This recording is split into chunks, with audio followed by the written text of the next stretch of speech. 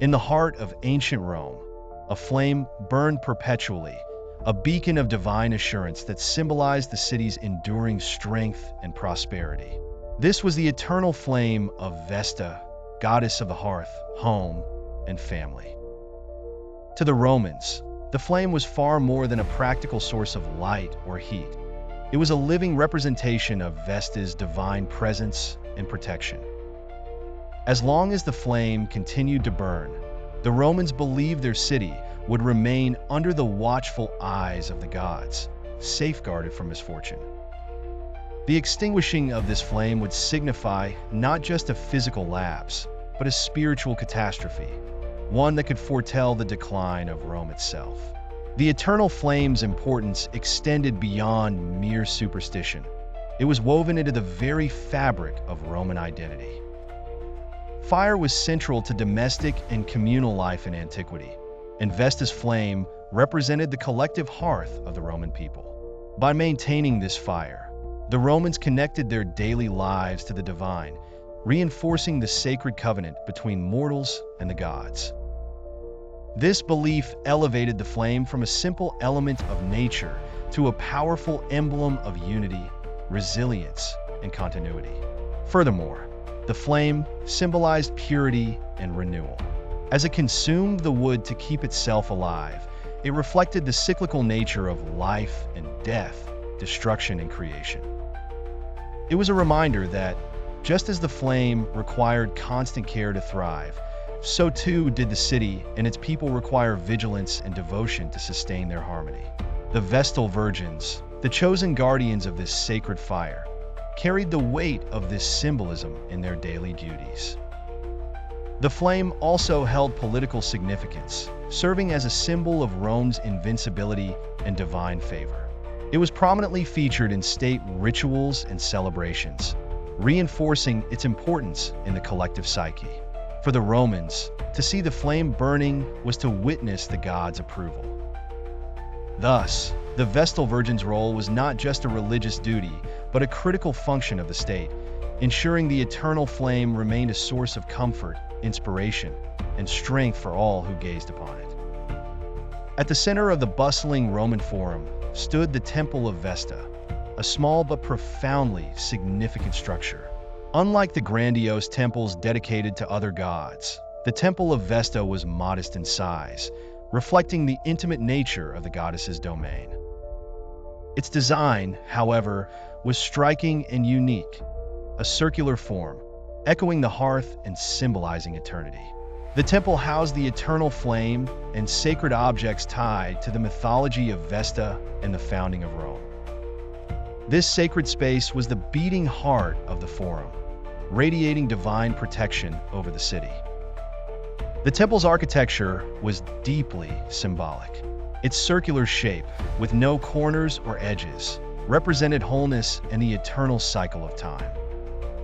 The open roof, which allowed the smoke from the sacred flame to rise unhindered, connected the space to the heavens, creating a direct line between the earthly and divine realms.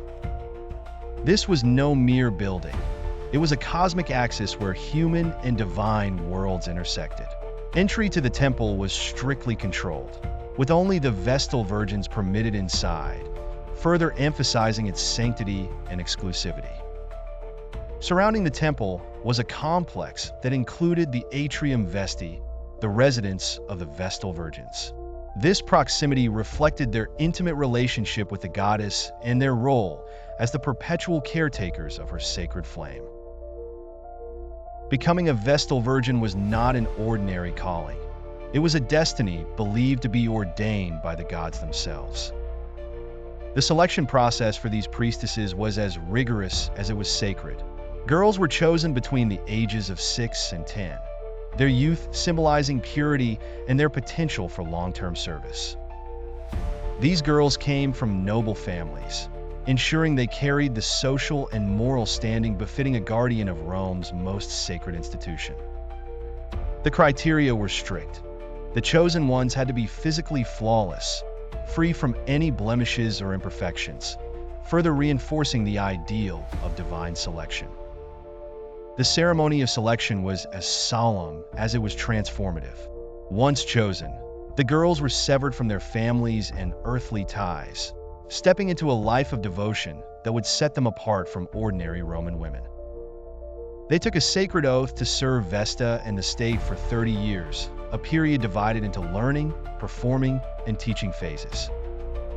This commitment was no small sacrifice. In a society where a woman's life typically revolved around marriage and motherhood, the Vestals lived a life of chastity and independence, bound only to their sacred duties. The significance of this selection went beyond religious devotion. To be chosen as a Vestal was to become a living symbol of Rome's moral and spiritual integrity. These girls were elevated to a status that transcended their families, embodying the city's ideals of purity, discipline, and divine favor. Their selection marked the beginning of a journey that would intertwine their fates with that of Rome itself. The Vestal success in their duties was seen as a reflection of the city's divine protection. This process also placed immense pressure on the young girls. While their selection was an honor, it was also a daunting responsibility. They were no longer just individuals. They were the physical manifestation of Vesta's will. They carried the weight of the city's spiritual well-being on their small shoulders. Yet it was precisely this divine burden that made their role so extraordinary. Their journey from ordinary children to revered priestesses was a testament to the profound faith and structure of Roman society. The Vestals' oath of chastity was the cornerstone of their sacred service. By vowing to remain pure, they embodied the sanctity of Vesta herself, whose flame symbolized not just physical warmth but spiritual purity. This vow was not simply a personal promise. It was a binding covenant with the gods, the city of Rome, and their own divine purpose. Breaking this vow was considered a grave offense, one that could invite divine wrath upon the city, making their chastity not just a personal virtue, but a public necessity. This oath transformed the Vestals into figures of immense spiritual power. In a society where women's roles were often confined to the domestic sphere, the Vestals stood apart as unique symbols of autonomy and reverence. Their purity was viewed as a source of magical potency, enabling them to perform rituals and duties that no other could. The daily life of a Vestal Virgin was a meticulous dance of devotion, precision, and sacred responsibility. At the core of their duties was the maintenance of the eternal flame within the Temple of Vesta. This was no ordinary fire. It required constant attention to ensure it never wavered, a task symbolizing the unbroken link between the divine and mortal realms. Every morning, the Vestals would carefully inspect the flame, adding sacred wood gathered specifically for this purpose. The act of keeping the flame alive was a profound ritual, one that reinforced their connection to Vesta and the city of Rome itself. Beyond tending the flame, the Vestals were entrusted with a host of other religious responsibilities. They prepared offerings for state rituals, including the mola salsa, a sacred mixture of flour and salt that was sprinkled on sacrificial animals as a form of purification. These offerings were integral to Rome's relationship with the gods, ensuring favor and protection for the city. Vestals also participated in public ceremonies, where their presence alone was believed to sanctify the proceedings. Their rituals were precise, following traditions handed down for generations, each action imbued with spiritual significance. The Vestals' duties extended to safeguarding Rome's sacred and political secrets. They were responsible for maintaining the wills and important documents of Rome's elite, which were stored within the Atrium Vestae. This role required an extraordinary level of trust, as the Vestals were seen as incorruptible figures bound by their divine service. Their neutrality in political matters further elevated their status, allowing them to serve as mediators in times of crisis. This dual role of religious sanctity and practical guardianship made the Vestals indispensable to the city's spiritual and administrative life. While their days were structured by ritual and duty, the the Vestal's work carried a deeper meaning. Each task, no matter how small, was a reaffirmation of Rome's divine favor and the spiritual bond between its people and their gods. Their daily lives were a blend of the sacred and the mundane, where acts like lighting a fire or grinding grain took on cosmic importance. The Vestals lived in a world where every action was a prayer, every moment a testament to their unwavering commitment to their goddess and their city. Despite the immense responsibilities they carried, the Vestals were accorded privileges that were unparalleled for women in Roman society. Unlike their contemporaries, whose lives were often confined to the domestic sphere, Vestals enjoyed a level of autonomy and reverence that elevated them above many men. They were exempt from the control of a paterfamilias, the male head of the family, and lived independently within the atrium Vesti. This freedom was a reflection of their unique status, as they were seen as belonging to the goddess Vesta herself, rather than to any mortal family. The Vestal's presence was considered a blessing, and they were treated with profound respect wherever they went. In public, they traveled in luxurious carriages and were escorted by lictors, the same officials who accompanied magistrates. They had the authority to grant clemency to condemned prisoners, a rare and powerful privilege that underscored their perceived purity and moral superiority. Their presence at public events was seen as an omen of good fortune, and their prayers were believed to carry extraordinary weight with the gods. The flame within the Temple of Vesta was more than a physical fire. It was a symbol of Rome's divine connection and eternal strength. To the Romans, fire was sacred, representing life, purity, and transformation. Vesta's flame embodied these qualities, standing as a reminder of the goddess's presence and protection. It was a living link to the divine, a constant assurance that Rome was under the watchful care of the gods. Its perpetual burning was a testament to the city's stability, prosperity, and continuity. This flame held profound spiritual significance. In Roman belief, fire was purifying, and Vesta's flame was the ultimate purifier, sanctifying everything it touched.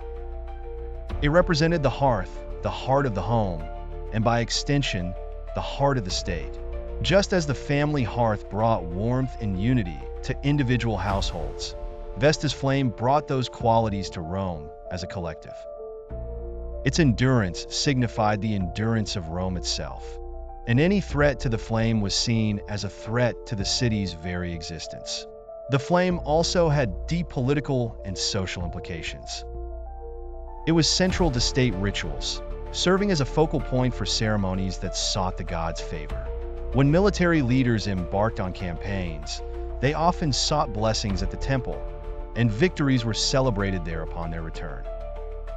The flame was not merely a religious symbol.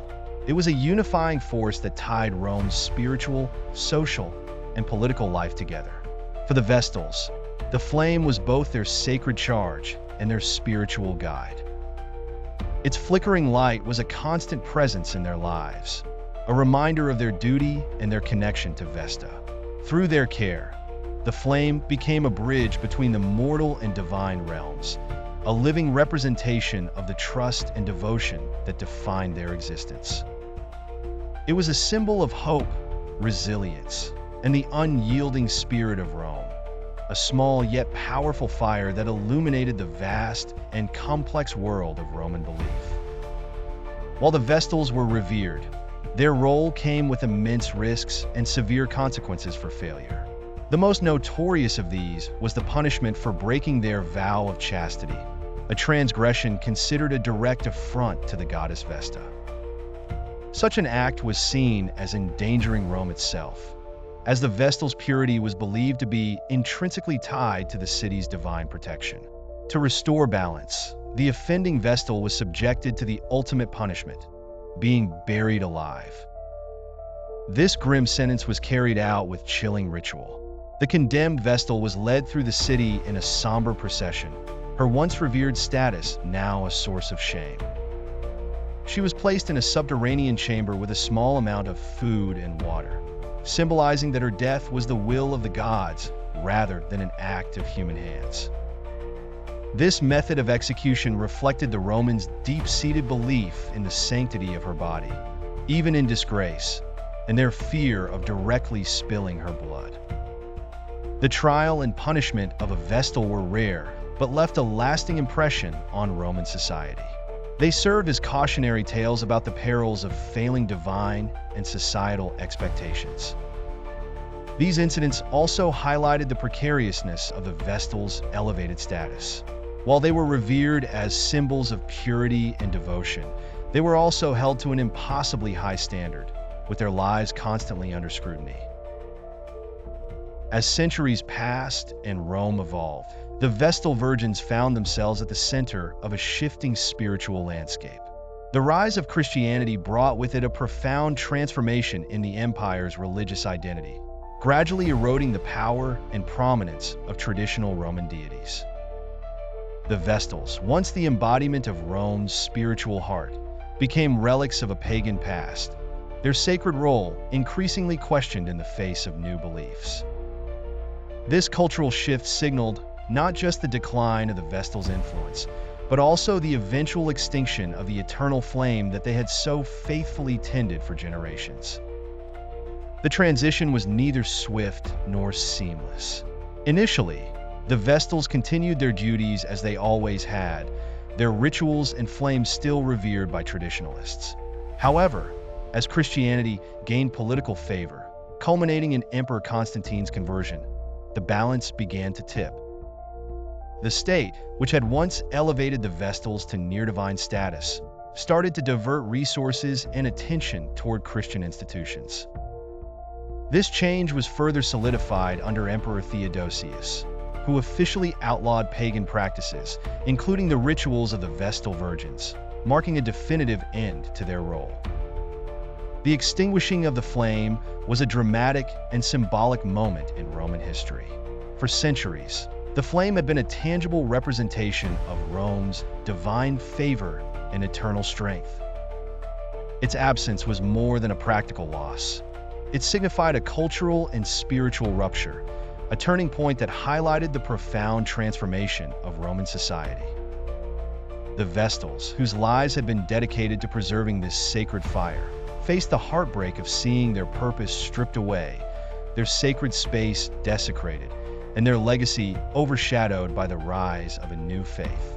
Despite this, the memory of the Vestals persisted. Even as their temple fell into disrepair and their flame was extinguished, their story remained a powerful symbol of devotion, duty, and resilience. The Vestals became figures of fascination and respect, their legacy enduring in historical records, art, and literature. Though they were no longer the guardians of Rome's spiritual flame, their influence lived on, a testament to the profound impact they had on one of history's greatest civilizations. Though their physical presence and sacred duties faded into history, the Vestal Virgins left an indelible mark on the cultural and spiritual legacy of Rome.